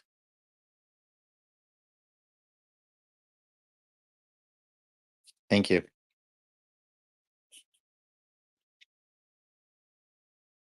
$350. We need 150 people. Cookie Dough is a really, really big fan of the space, I think. Always trying to get the likes up in the live chat. All right, let's see what else is here. So we talked about Rivian's problems. We use it as a case study for what to I think it's important that people kind of learn from the mistakes of these companies. Yeah, I think it'll inform our discussions going forward about Tesla. We can talk about some NVIDIA if you guys are up for it. But before that, Michael Mooney, I think, has a question. Michael? Hi. No, I just wanted to mention that I noticed in the app, Tesla is now offering color paint protection film installs. And it says that if you take it in, they give you a loaner while they work on your car. Wow. Okay. Jimmy, did you hear about this? Yeah, I heard that they're gonna give you tints for your windows and stuff too. It's pretty cool. Okay, great. And Michael, what's the cost of this? For the clear, it's 5,000, and it changes if you get color. So some of them are like 5,700. I saw a green color that was like 7,000. Jimmy. Yeah, I think what they did is because window tints just kind of follow across everything. They have a list on their website at the shop Tesla, and based off of your model, they will tell you exactly how much every single one will cost. It's pretty cool. It's laid out pretty simple. Meta. On the mapping and robo-taxi event conversation, one Okay, of the things... before that, let's just wrap up what we just discussed. Michael and Jimmy pointed out that Tesla is now offering clear wraps for the Model 3 and Model Y in the app. $5,000 for clear, $7,000 for colors. And you can schedule a service center. And then if you do, they'll give you a loaner in the meantime. This is very good for Tesla. I recommend people do it. Omar? Well, they rolled this out a few months ago. This is part of the expanding service margin you're seeing. Hey, great, Jimmy. They may have some new locations. I don't know. Right. Michael, is this just a matter of new locations? It doesn't really say specific locations. It's just like in the upgrades. When you go to upgrades available for your car, you have to have a 2003 car or newer, or 2023 or newer. Okay, Jimmy? Yeah, they actually just sent an email out like a week ago about this, but I wanted to mention to a lot of people the prices might seem high if you're going to tint your windows, but Tesla's the only company giving you 5-year warranty on your tints. 5-year warranty on machine. Okay, I'm not going to say that. Meta? Yeah, on the conversation about V13 running in the map, and people might be wondering why don't they just release it? They could go to other cities really, really quickly.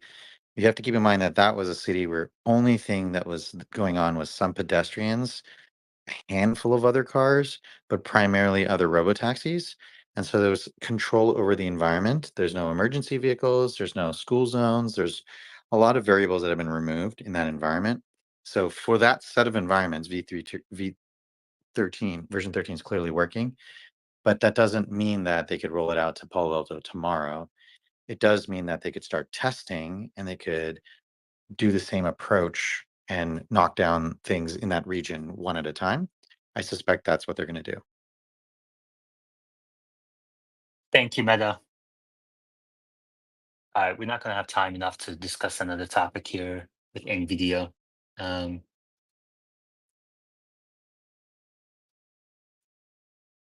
Like, subscribe.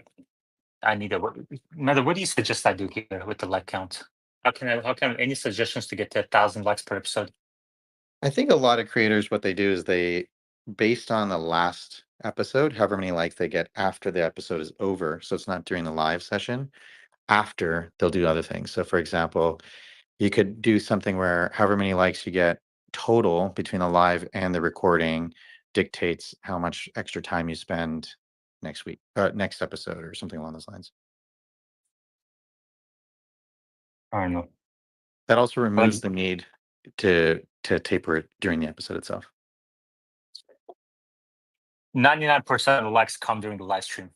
The recording, unfortunately, I need to do something. Maybe send out a note or something. Alexander? Yeah, but during the recording, you have already recorded it, so it doesn't affect them if it extends or not. So meta actually makes a lot of sense. You know what we can do? Okay. Maybe I'll just save the recording to members, because I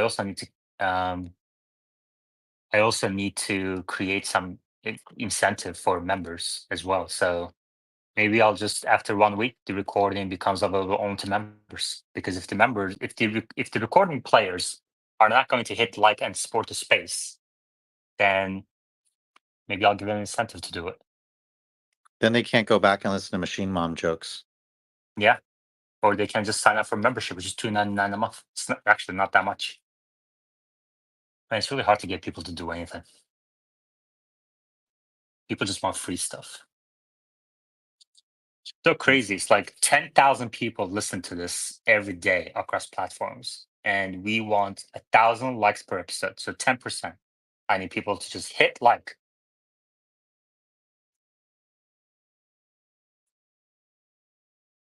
This really makes you appreciate more what people who have accomplished things, building companies and stuff, especially disruptors.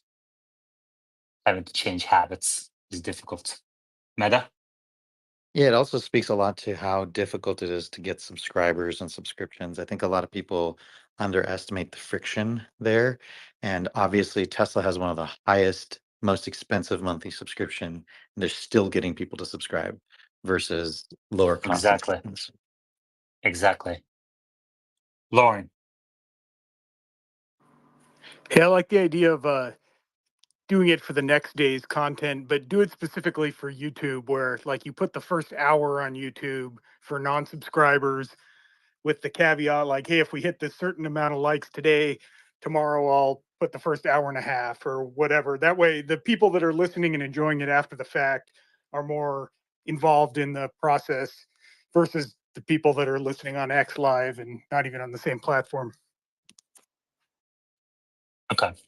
Yeah, a bunch of good ideas. I'm going to dig into this. This is really close. We're going to solve this. 361. Okay. And we have 6 minutes, 5 minutes. We have 5 minutes to get to 500. It's 361 right now. We're gonna stay on mute, and I'm gonna bring in my closer here. Where's my closer? He was here earlier.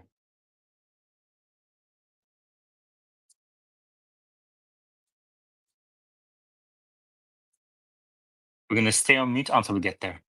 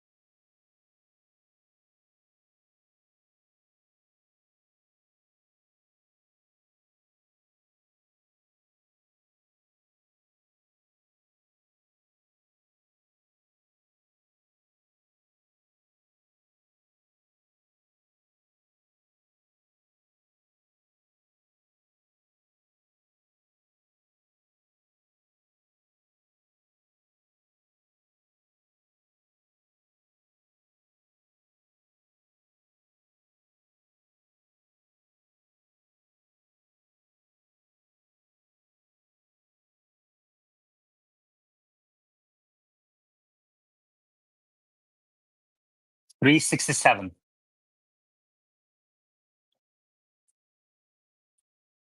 $368. It's nowhere close. It's very close.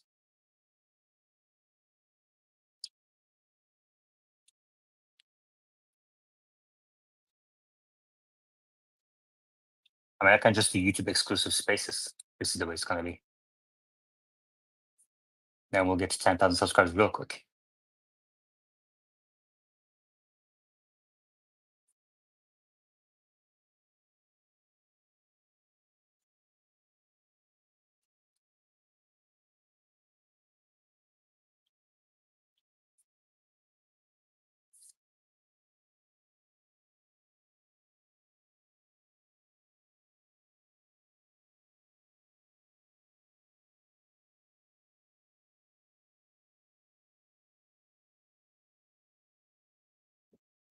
All right. We're gonna end it here. It's not gonna happen. We're gonna continue next week, and I'm gonna think of ways to make this happen. Thank you very much, everybody, and I'll chat with you next time.